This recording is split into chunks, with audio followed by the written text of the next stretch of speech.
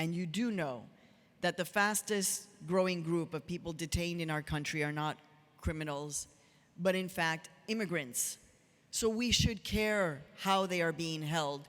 We have the largest population of civil detainees in the world. In the world, the largest population of civil detainees. And most people don't understand that we have these two different systems: criminal corrections, civil detention. There are more regulations for standards on criminal corrections than in civil detention.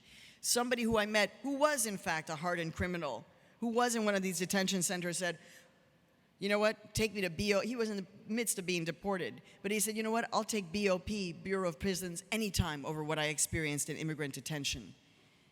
Because there are standards. There are no legally binding standards for immigrants who are held in immigrant detention centers. And by the way, did you know that in our country today, there is more money being spent in all federal law enforcement agencies combined? More money is being spent than in all of those federal law enforcement agencies combined right now in immigration, detention, and deportation. Does that make us feel safe? Thank you. Good answer. That young woman who I told you, Maria, who gave the rats names, who was sexually assaulted, who was deported by mistake and then brought back. She was humble, not very well educated. And she told me this story that I'm going to share with you. She said once when they would find bed bugs or lice in her pod, the way that they would deal with this would be that they would make all of the women detainees strip naked, and they would strip all the bedding. And then they'd be lining up to take a shower in the public showers. There were no walls, no privacy for any of that. Again, they are not criminals, but no privacy, no walls, no nothing. And she said, you know, she was really young, 26 but young, and she just said, you know, we were all standing naked in the line to go get the shower after they had found this bed bug. And she said, I felt like I was in this movie. I don't know if you've seen it. Did you ever see the movie Schindler's List?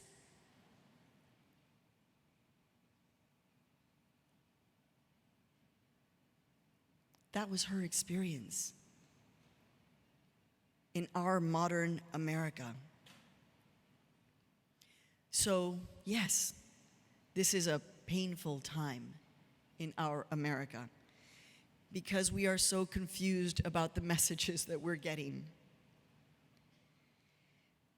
And so, I know, I'm sorry to bring you bad news. I swear, there's going to be uplifting stuff at the end, I promise. I might even dance a little bit to, you know. They're like, yeah, que baile. No, we'll see. But you see, this is where we have to talk about that moment of excitement last week about immigration reform, because that immigration reform that has just been voted on by the Senate but tossed out by the House, neither the Senate nor the House bill says anything explicitly about stopping the detention and deportation of 400,000 immigrants a year. It is perhaps one of the biggest bait and switches of voters that I have ever witnessed, and there have been many. You see, 1 in 4 Latinos knows someone who has been detained or deported.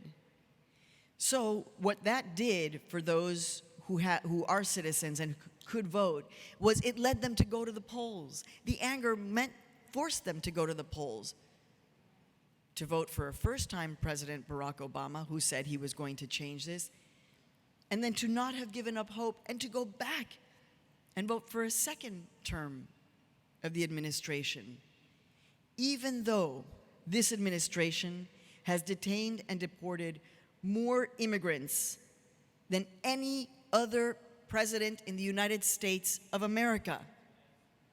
I am sorry to have to tell you this, but our president, I don't know, he says he's doing his job. He must follow the law of the land. But as someone who is a constitutional lawyer, I am surprised. Constitutional scholar, I am surprised. So, Latinos went to vote because they believed that something was going to change. In fact, sorry, another downer. You know, they had said that Latinos voted in these extraordinary numbers, and we did. But the problem is because our population is growing, actually, the number of Latinos who could vote and didn't, that was the number that grew. And what will happen next time when the promise of those votes, which was we'll stop the detentions and deportations, doesn't happen because it's not addressed in the bill? So yes, we have to care, especially the United Church of Christ that has that beautiful tradition of being able to see yourselves in the person most unlike you, to be able to see yourselves in the travelers, in the refugees, to give hospitality, to see yourselves in the dreamers who leave their home countries and come here. Yes, I know you see yourselves in them. And so this needs to stop. It is a scourge on our democracy. We do not treat people like this. We have the image that we do not treat people like this, but in fact, we have to look in the mirror. And in my role as a journalist, that's what I try to do, and you do not know how hard it is, or I guess some of you do know. Look, I had to form my own production company to tell my own stories, produce my own media, because, you know, well, I guess there's a little bit of distrust. She is Mexican. You know how many times I've been asked if I have some kind of agenda, Mexican agenda, the Latina agenda, the women's agenda, the short people's agenda. I always have an agenda. And it's like, you know what? I just want to tell the truth like Edward R. Murrow. That's my agenda. Since when is it political to have a desire to tell the truth? La verdad. Why is that an agenda? It is not an agenda to want to make the invisible visible in our world's greatest democracy. And so today, I am not advocating for anything. I'm not advocating for a policy. I'm not advocating for a party. I'm not advocating for open borders or closed borders. I am not here to advocate, but to tell the stories, the factual stories that then you, as active citizens, must be engaged with. All right, the truth is that I'm also a democracy junkie. You know, because I chose to become an American citizen, I care deeply about democracy. And the beauty of it is that the person who made me believe that I had actually a role in this democracy was someone who looked nothing like me. And yeah, thank God, thank the gods that I was raised in the United States in the civil rights era. Thank God that I saw myself in the vision of Martin Luther King Jr. Thank God that I was able to make that divine connection with him who made this little Mexican short girl from Hyde Park believe that she could have a voice. So, they like the short part. So, your role, you have to be the ones who hold that criticism, who hold that capacity to have respectful conversations with people who may disagree with you out of love. I understand that there is fear. I understand fear. I was in New York on 9/11, and so I actually experienced something I never thought I did. I did, in fact, have PTSD, and I And I felt something right after 9/11 that was really kind of horrible. I don't like to say it, but I want people to understand that I really can identify with what happens when you're motivated by fear. You know, I mean, I just remember saying to my husband after 9/11, after I got home, in those first 2 or 3 confusing, horrible nights in New York when I was at CNN, and I just said, you know what? Just go bomb someone. Just bomb someone, something. That's why I know that I was not in my right mind. I also was feeling warm and fuzzy towards Rudy Giuliani, so I knew I really was not in my right mind. But I get fear. I get it. And so I understand fear and terminology and how those go hand in hand. So I had the benefit, the beauty, and I want to share this story with you, of meeting the amazing Elie Wiesel, survivor of the Holocaust, Nobel Peace Prize winner. And I met him at CNN when I was working there, and I said, Elie, please help me to understand, you know, I don't believe that the term that I should be using is illegal immigrant when I'm writing my news reports. And he said, Maria, you are exactly right. The words of Elie Wiesel, there is no such thing as an illegal human being. And so every time you use that term, stop yourself. We have become so accustomed, and CNN encouraged that with Lou Dobbs, who they had to fire and pay $8 million to leave. But there was an encouragement of that terminology. And so we use it. Next time you hear the word illegal immigrant coming off of your tongue, stop yourself and say there is no such thing as an illegal human being. That would mean that if you have driven a car and never get stopped by a ticket, you would be an illegal car driver forever. That would mean that if you were a taxpayer who got audited or got a criminal sentence for some kind of law breaking on tax paying, that you would be an illegal taxpayer. You commit a crime. You don't become an illegal human being.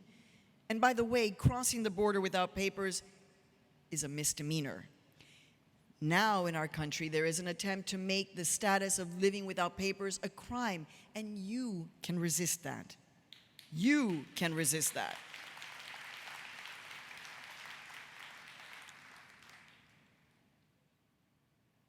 And I remember Elie Wiesel saying, that's how the Holocaust started.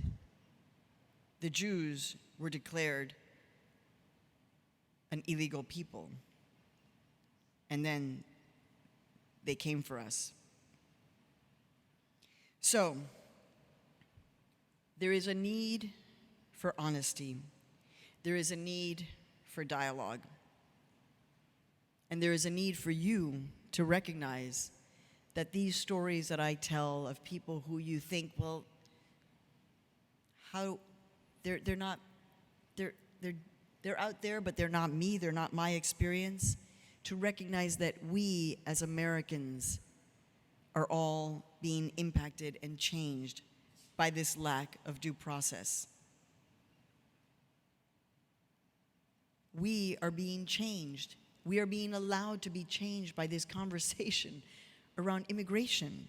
And I know, or I hope that many of you have begun to see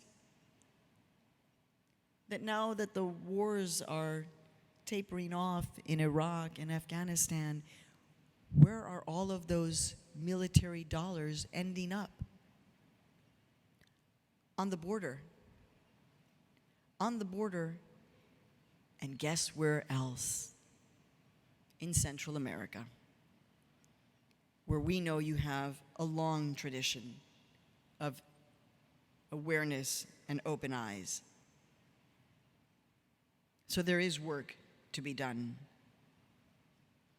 Now, a couple of hopeful moments.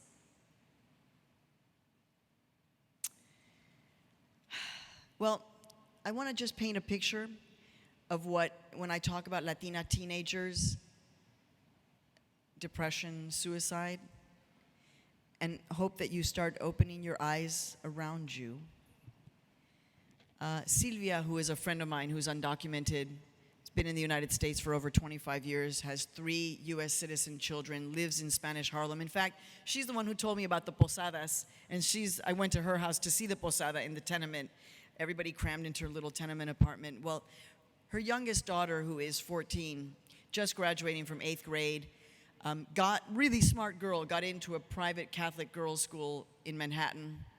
And Silvia said to me, "Ay, Señora María, no sé qué le pasa a Lupita. I don't know what's happening with Lupita.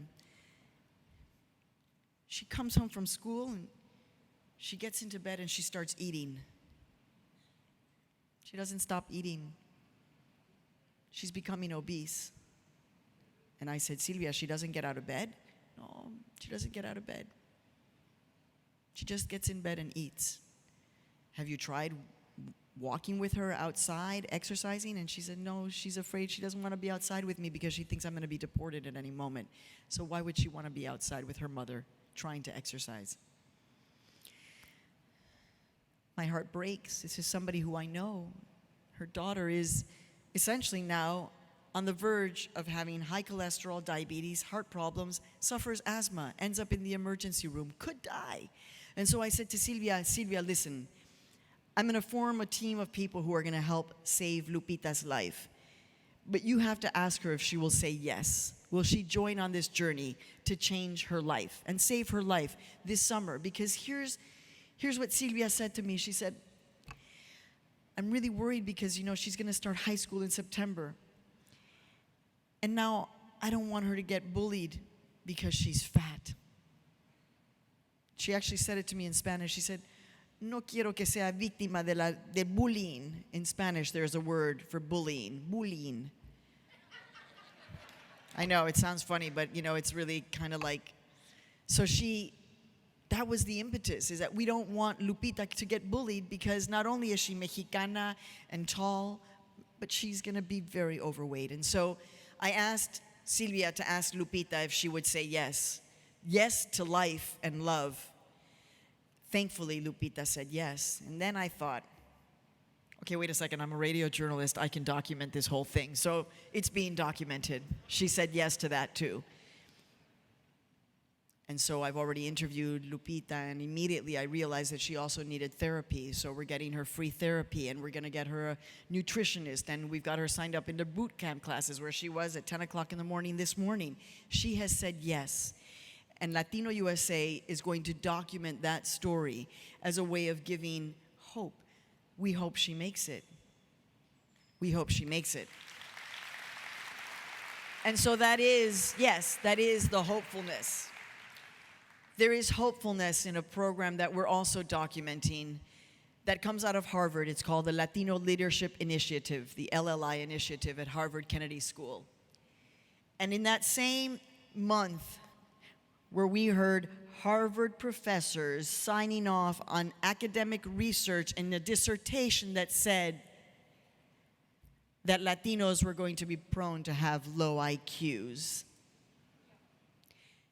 Well, I was at Harvard in the same month with the Harvard Latino Leadership Initiative, where kids from mid-level colleges, not the Harvard, Yales, and Princetons, Latino kids were brought in for an intensive 1-week leadership program. And these are young people who are basically invisible, and they are active and they are engaged, whether in spiritual communities or in political communities or in business communities. They are engaged. They are the fearless ones. Some of them were undocumented, some of them had papers, but this is the hope of one of my students, where I am a professor at DePaul University in Chicago, and one of my students told the story of being not far from here in San Diego at the annual meeting of MECHA, the Chicano student rights organization. And she's Mexican-American with a U.S. citizen with a passport. They had all come to have this meeting in San Diego, and my students, a group of 15 of them, had wanted to cross the border to go back into Mexico. But they realized that one of the students hadn't brought their passport. So they said, okay, well, we will all just forget our passports. and we'll cross back into the United States with our driver's licenses, because they won't be able to, if there's one, harder, but if all of us are together as a group, it's going to be more difficult for them to do something to us. So they come back, making their way back into the United States. They're at the immigration entry point in San Diego, and my student, Noemi, is first, and she pulls out her driver's license from Illinois, and the immigration agent basically says, he basically has at her, just like, who do you think you are? Crossing back into the United States with only a state ID. You can't do this. You have to have your passport. Where were you born? I don't know if I can allow you in. And by the way, the next time you come and you try and cross this border with only a state ID, we're going to take it away from you. And Noemi said, excuse me, can I speak to your supervisor?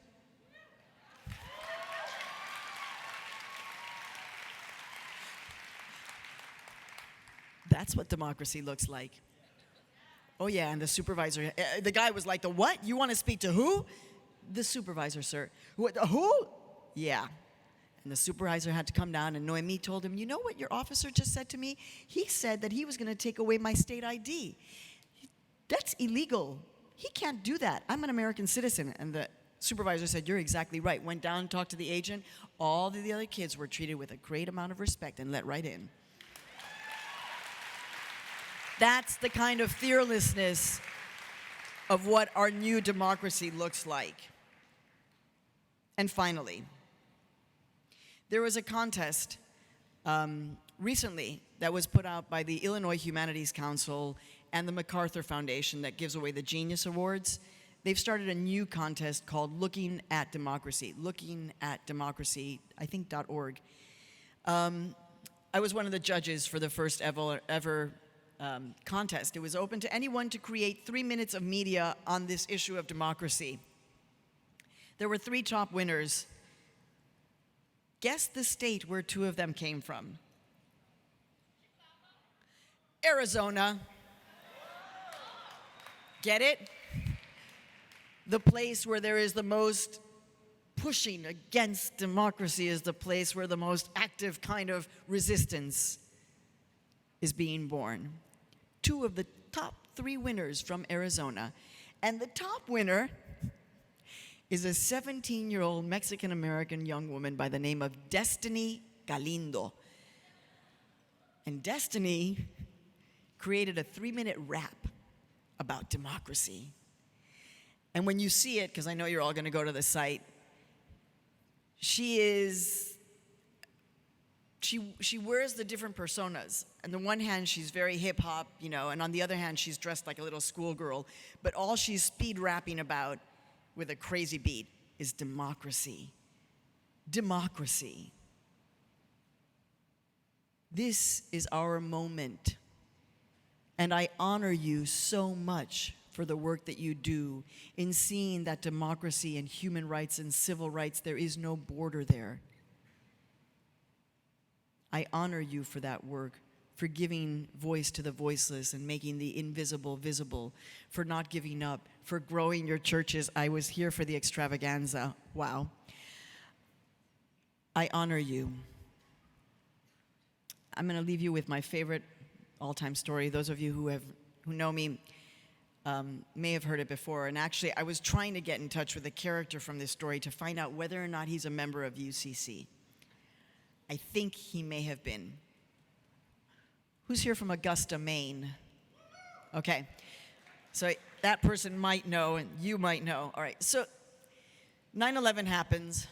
I'm in New York City. I'm working for CNN. It is 2 days after 9/11, and I know I want to give voice to the voiceless and the invisible. So we find a family who has lost their father, who is an undocumented immigrant, to make the most invisible victim of 9/11 visible. And so we went to the house of Julia Hernandez, who had lost her husband, Antonio Melendez.